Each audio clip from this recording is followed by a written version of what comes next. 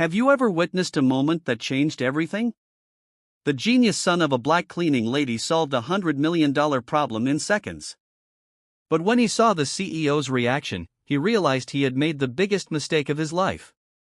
Marcus Williams, 19, never imagined that delivering a pizza to the 20th floor of Technova Solutions would turn into the most humiliating moment of his existence. As he waited for his payment at the reception desk, his eyes were fixed on the giant screen where dozens of engineers were frantically discussing a flawed algorithm that was costing the company millions a day. Want to know how this moment ignited a revolution? Stay tuned to Black Voices. My God, they're using the completely wrong data structure, he muttered, watching the code projected on the wall. The receptionist, a blonde woman in high heels, rolled her eyes. Sure, the pizza delivery guy knows advanced programming. What a joke. Marcus ignored the sarcasm, but couldn't take his eyes off the screen. The error was as obvious to him as breathing. A simple reorganization of the binary tree and the implementation of distributed hashing would solve everything in a matter of seconds. Excuse me, he said, addressing the group of executives passing through the lobby. That algorithm there, you're using linear search where you should be using hash indexing. That's why it's crashing. The silence was deafening. 12 men in suits stared at the young black man in a delivery uniform as if he had just spoken in an alien language. Richard Blackstone, the company's CEO, a 50-year-old man with perfectly combed gray hair, laughed a low, cruel laugh. Kid, do you have any idea how many PhDs in computer science have been working on this project for the last 6 months? Marcus felt the heat rise in his neck, but he kept his voice steady. I know you've lost 97 million so far because the system crashes every 200,000 simultaneous queries. Blackstone's laughter died in his throat. That specific number had not been made public. And how the hell would you know that? Asked the Vice President of Technology, Dr. Harrison, approaching suspiciously. Marcus took a deep breath. His mother, Rosa Williams, had been cleaning these offices for 15 years. During the early mornings while she worked, he did his homework in the empty rooms, unintentionally absorbing technical conversations and documents left on the desks, but revealing that would humiliate his mother even more. Just observation, he replied simply. Blackstone crossed his arms, a wicked smile forming on his lips. All right, little genius. If you're so smart, prove it. Solve our problem. The challenge echoed through the lobby like a sentence. All eyes turned to Marcus, some amused, others clearly expecting an epic humiliation. What none of them knew was that this young pizza delivery boy had been accepted to Stanford at 16, but had turned down the scholarship to care for his diabetic mother. Marcus looked at the screen, then at the expectant faces around him. Something flashed in his eyes. Not fear, but a quiet determination that made some of those present realize that they might have seriously underestimated the person standing before them. All right, he said, pulling a battered smartphone from his pocket. But when I get this sorted out, I want you all to remember that you judged a book by its cover. If this story of prejudice and overcoming adversity touched your heart, don't forget to subscribe to Black Voices to find out how a simple moment of humiliation would become the catalyst for a revolution that no one would ever forget. Dr. Harrison laughed loudly, a sound that echoed through the lobby like breaking glass. This is going to be better than comedy. Someone calls security to film when he falls flat on his face. Marcus watched as a small crowd gathered around the screen. Employees appeared from every floor, whispering and pointing at the pizza delivery guy who had dared to challenge decades of engineering expertise. 15 minutes, Blackstone declared, consulting his gold Rolex. If you can't even improve our performance by 10%, I want you out of here and never to come back and take your mother with you. Marcus' blood ran cold. How did Blackstone know about his mother? Oh yes, the CEO continued with a venomous smile. Rosa Williams, our night cleaning lady for the past 15 years. Hard-working woman, but perhaps it's time for mandatory retirement, especially if she finds out she raised a lying son. The humiliation burned in Marcus' chest like acid. His mother had sacrificed everything, nights of sleep, her health, her dreams, so that he could study. She had worked 3 jobs after his father abandoned them, cleaning offices until the wee hours of the morning while Marcus did his homework in the dark corners of corporate buildings. Problem, kid? Blackstone asked, noticing the tension on Marcus's face. Still want to play programmer? Marcus took a deep breath, remembering the words his mother always repeated. Son, when they try to humiliate you, it's because they're afraid of what you're capable of. You can start timing me, Marcus said, approaching the terminal. The blonde receptionist, Sarah, according to her ID, filmed everything with her cell phone. This is going to go viral, she whispered to a colleague. Influencer doing a tech challenge. Marcus ignored the comments and focused on the screen. The system was even more complex than he had imagined. Layers upon layers of poorly optimized code, like a house built without a proper foundation. But his trained eyes, forged by night studying in public libraries and free tutorials on the internet, identified the pattern immediately. As he typed, he remembered all the times he had been underestimated. At school, where teachers treated him like just another lost case from the suburbs. At the Stanford exam, where the interviewer questioned whether he really belonged there in his own decision to turn down the full scholarship when everyone told him he was wasting his only chance to escape poverty. 10 minutes, announced Blackstone, clearly expecting to witness an epic failure. Dr. Harrison approached, watching the code Marcus was writing. His confident expression began to waver. Wait, that can't be right. Marcus had completely restructured the data architecture in less than 8 minutes. Where there had been 300 lines of confusing code, there were now 47 elegant and efficient lines. What did you do? Asked a curly-haired engineer, genuinely curious. I treated the system like I would treat a family budget, Marcus replied without taking his eyes off the screen. When you have little, you learn to do a lot. I cut out everything that was superfluous and organized the essentials. Blackstone approached, his smile beginning to fade. That's impossible. Our best minds have been working on this project for 6 months. Maybe the problem wasn't the minds, Marcus said calmly. But the perspectives. When you've never had to make $1 last a week, it's hard to understand real efficiency. The tension in the air was palpable. Employees exchanged nervous glances, realizing that something unexpected was happening. 5 minutes, Blackstone muttered, but his voice had lost its previous confidence. Marcus finished the last lines of code and stepped away from the terminal. Done. You can test it. Dr. Harrison hesitated, then started the simulation. The screen flashed, numbers cascaded down, and then total silence. The system had processed 200,000 simultaneous queries in 3 seconds. 0 crashes, 0 errors. That's not possible, someone whispered in the crowd. Marcus looked directly at Blackstone. 97% improvement in performance, 90% reduction in processing time. The monthly cost of the servers should be cut in half. The lobby was deathly silent. Sarah had stopped filming, her mouth agape. Even the arrogant receptionist seemed to have swallowed her tongue. Blackstone clenched his fists, his face red with anger and humiliation. That was luck. A trick. You copied that from somewhere. I can do it again from scratch if you want, Marcus offered calmly. Or explain every line of code to your team. Maybe even give you a few lessons in system optimization. That was when Blackstone made his biggest mistake. Completely losing his composure, he shouted for the entire company to hear, I will not be humiliated by a black pizza delivery boy. Security, get this bum out of here. The silence that followed was deafening. Dozens of cell phones had captured those words. The racism that Blackstone had disguised for years had just exploded in public. Marcus stood motionless, a barely perceptible smile on his lips. He had achieved exactly what he needed to. Not only had he solved the technical problem, but he had exposed the true nature of the man who ran that company. Interesting, said Marcus, calmly picking up his backpack. Because under state labor law, racial discrimination in the workplace is a federal crime. And considering that about 20 people filmed this, each new word that came out of Blackstone's mouth only dug deeper into the hole of his own destruction, while Marcus stood there with the serenity of someone who had just turned a moment of humiliation into the first piece of a much more complex game that was only just beginning. Blackstone's words still echoed through Technova when Marcus left the building. 20 minutes later, he found his mother, Rosa Williams, preparing dinner in the small apartment they had shared for 19 years.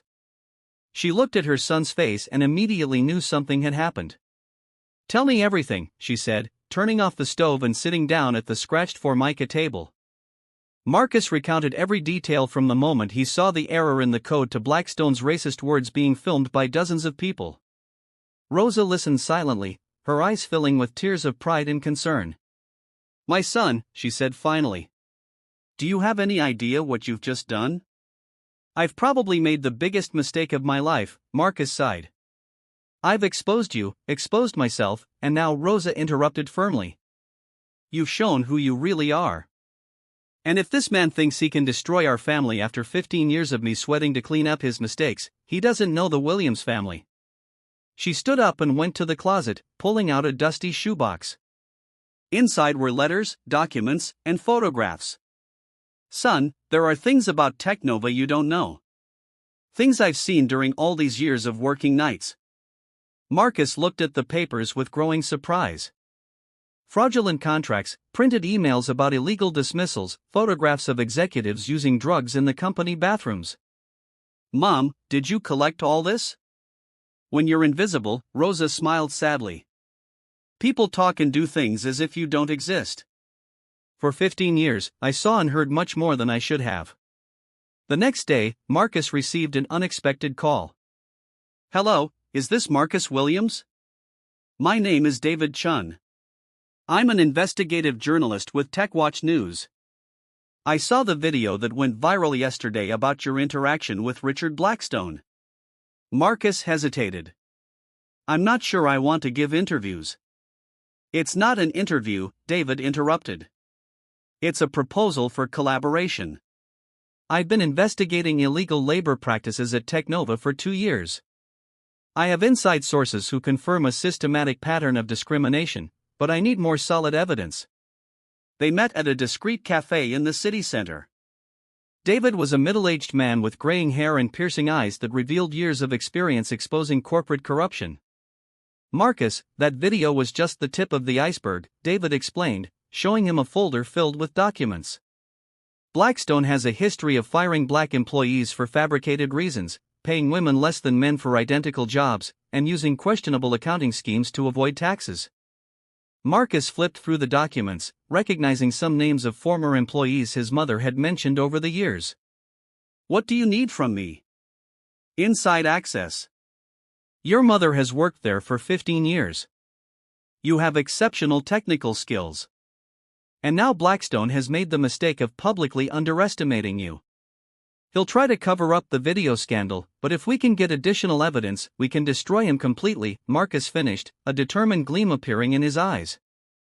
Meanwhile, at Technova's offices, Blackstone had called an emergency meeting with his legal and public relations departments. The video had surpassed 200,000 views in less than 24 hours. "I want that kid and his mother out of my sight by the end of the week," he raged. "And I want someone to find a way to invalidate the solution he created. There must be a mistake somewhere." Dr. Harrison, who had remained unusually quiet since the incident, finally spoke up. "Richard, maybe we should consider offering the boy a position. He clearly has talent and it could help with our public image." "Are you crazy?" Blackstone exploded. "I'm not going to reward some arrogant kid who humiliated me in public. Find a way to get rid of him or I'll find people who can." What Blackstone didn't know was that Dr. Harrison had discreetly recorded the entire conversation on his phone. Years of observing the CEO's questionable practices had finally reached a breaking point when he witnessed genuine talent being rejected out of pure prejudice. That night, Harrison called a number David Chun had given Marcus. "I have something you guys will want to hear," he said simply. Over the next few days, Marcus was transformed.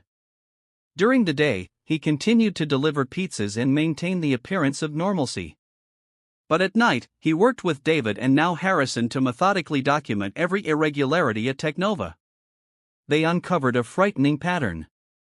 Overpriced software development contracts for shell companies, minority employees being systematically passed over for promotions, and a scheme where Blackstone sold insider information about products in development to competitors. We have enough material to destroy his career and bankrupt the company, David said during one of their nightly meetings at Marcus's apartment. No, Marcus replied calmly, surprising everyone. We don't want to destroy the company. There are good people there, honest employees who depend on these jobs. We want something more surgical. Rosa smiled, recognizing the wisdom she had tried to teach her son for years. The best revenge isn't to stoop to their level, son. It's rising so high that they feel tiny looking up at you. Marcus nodded, a plan beginning to form in his mind. Blackstone thinks I'm just an ignorant pizza delivery guy. Let's use that arrogance against him. He turned to David. You said you have contacts on Technova's board of directors. 3 members who are growing increasingly dissatisfied with Blackstone's management. Why? Marcus smiled, a dangerous gleam in his eyes. Because we're going to give them an alternative they never saw coming. Blackstone wants to humiliate me publicly. Perfect. We'll give him exactly that opportunity. As they planned, none of them noticed a shadowy figure watching the apartment from a window in the building next door. Blackstone had hired a private investigator to monitor the Williams family, certain he would find something compromising. What he didn't know was that his own paranoia was about to become the final catalyst for his destruction. Every desperate move he made only provided more evidence for the dossier that was quietly growing against him. Marcus looked at his mother, then at David and Harrison. Are you ready to turn the tables completely? They all nodded. And at that moment, sitting in the humble kitchen where Rosa had raised a genius, a plan was born that would not only transform their lives, but redefine what true justice meant in the corporate world. The boy Blackstone had tried to humiliate was about to become his worst nightmare. And the twist would be as elegant as it was devastating. The Technova conference room had never seen a meeting like this. Blackstone had summoned the entire board of directors, the local tech press, and representatives of major investors for what he called a demonstration of leadership and corporate integrity. Gentlemen, Blackstone declared, adjusting his Italian tie, I have brought you here today to witness how we deal with problematic employees and attempts to defame our company. At the entrance to the room, Marcus entered calmly, wearing the same simple shirt as always. Blackstone smiled like a predator who had just smelled blood. Ah, our famous pizza genius has arrived, Blackstone announced to the entire room. I hope you've recorded this because today you're going to see a lying kid get completely exposed. Marcus sat down in the chair indicated to him, noticing the cameras strategically positioned around the room. Perfect. Just as he had planned. Mr. Williams, Blackstone began, walking theatrically around the table. You claimed that you improved our system by 97%. Our experts have discovered that this was pure luck, an amateur trick. Dr. Harrison, sitting at the back of the room, exchanged a nervous glance with Marcus. The plan was working exactly as planned. In fact, Blackstone continued, we've discovered that you and your mother are involved in a scheme to steal intellectual property from our company. We have evidence that she photographed confidential documents during her nightly cleanings. A shocked murmur rippled through the room.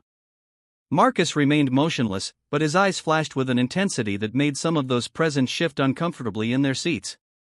That's a very serious accusation, Mr. Blackstone, Marcus said calmly. I hope you have proof to back that up.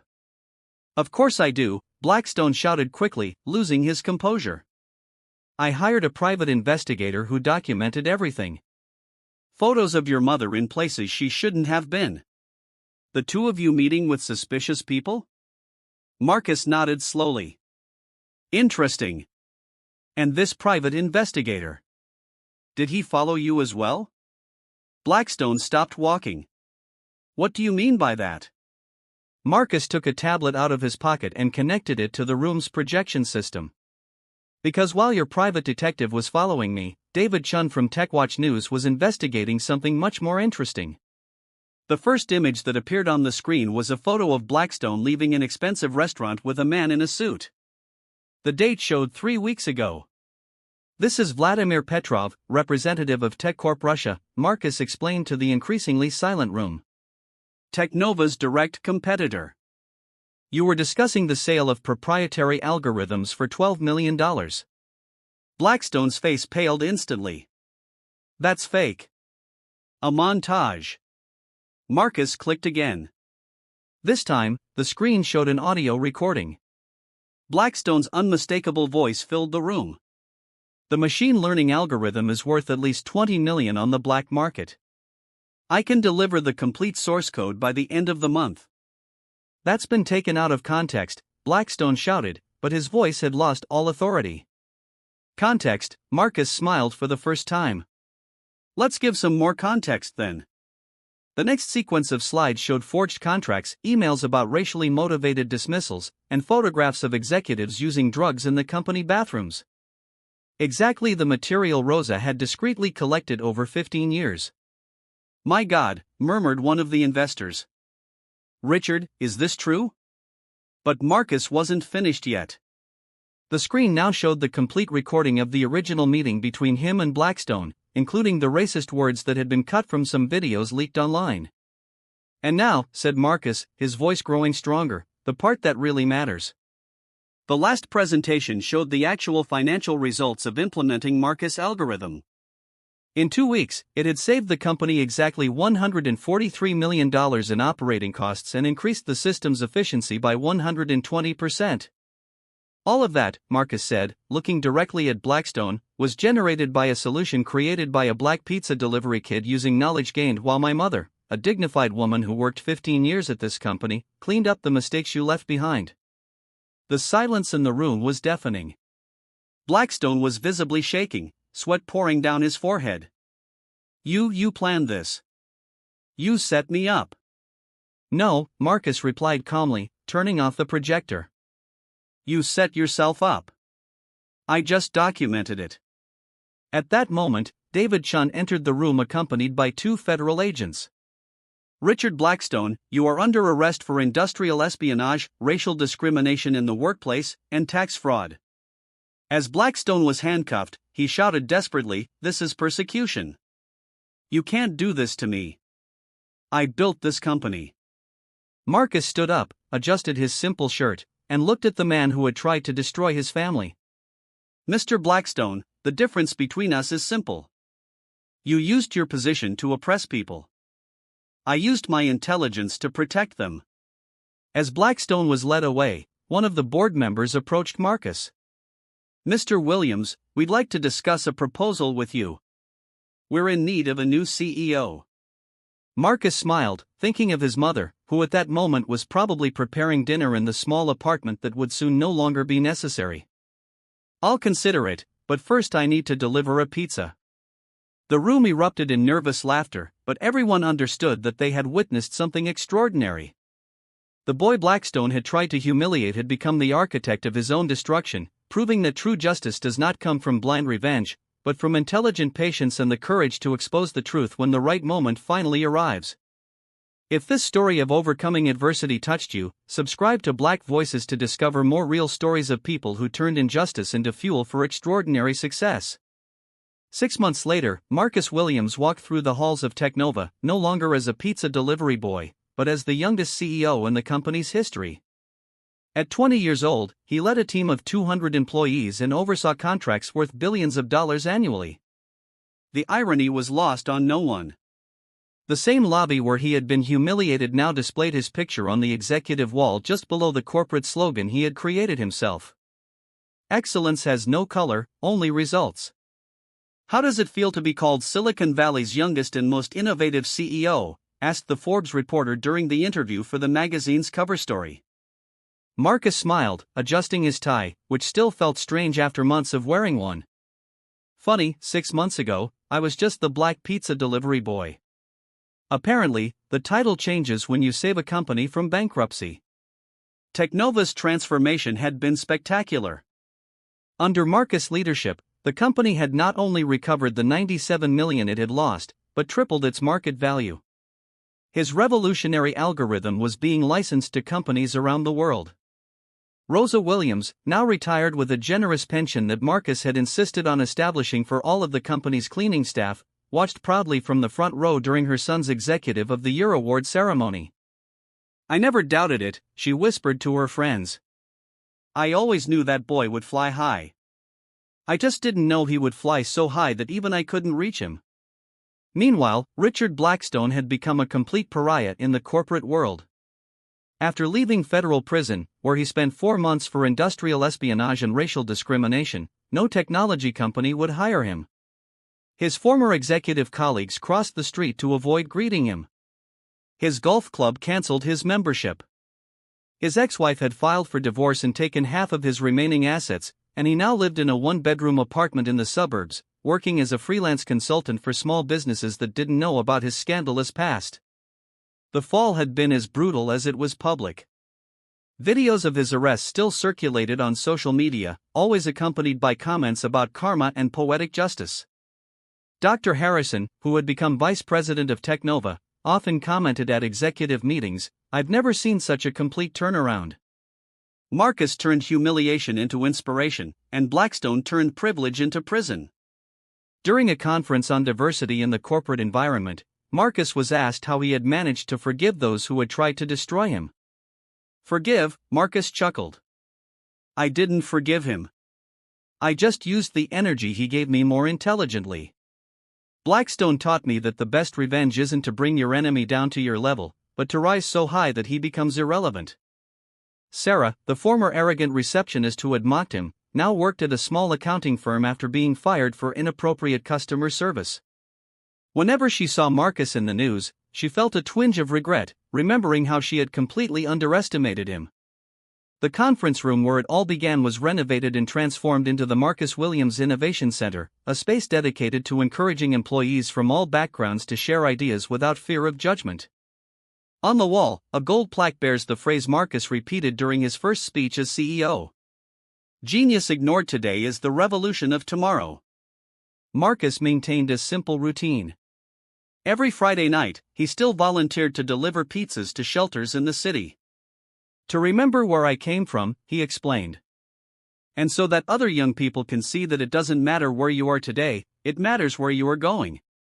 David Chun, the journalist who had helped expose the corruption, wrote a book about the case that became a bestseller. The title, From Delivery Boy to CEO, How Truth Broke Down an Empire of Lies.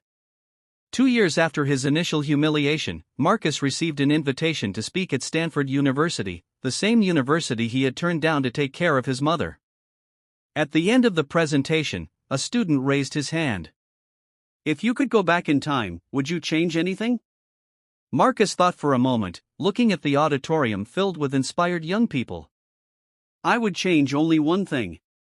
I would have delivered that pizza 5 minutes earlier, so I would have had more time to see Blackstone's shocked face when he realized he had underestimated the wrong kid." The audience exploded in laughter and applause. Richard Blackstone tried to destroy a talented young black man, but ended up unwittingly building the legend of Marcus Williams. The former CEO learned the hard way that true revenge is not getting even for humiliation. It's achieving such resounding success that your oppressors spend the rest of their lives wondering how they could have been so blind. If this story of overcoming adversity touched you, subscribe to Black Voices to discover more real stories of people who turned injustice into fuel for extraordinary success.